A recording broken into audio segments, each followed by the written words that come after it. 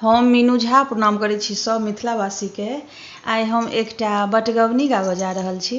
कोशिश करै छी जे नीक लागे अहाँ सबके। संग दऽ रहल यऽ श्रीमती ललिता झा। धन्यवाद। जय मिथिला, जय मैथिली।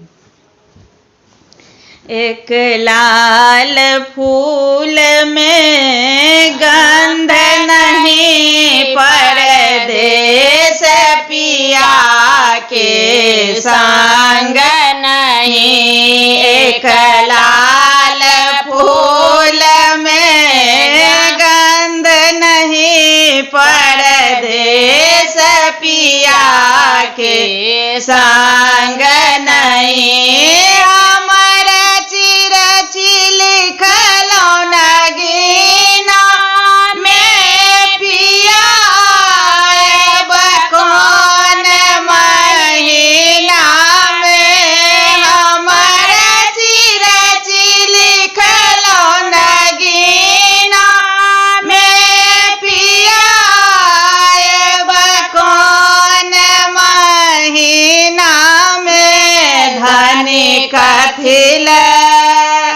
धनी कथिल लिखै छै नगीना में, हम आएब सावन महीना में।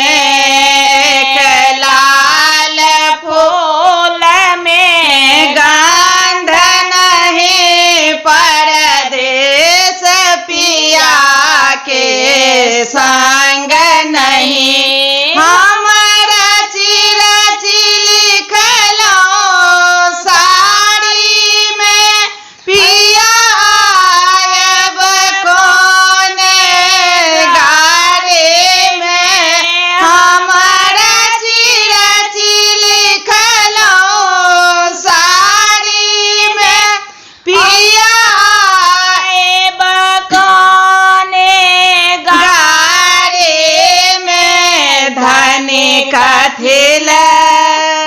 धनी कथिल लिखै छै सारे में, हम आएब जनता गारे में।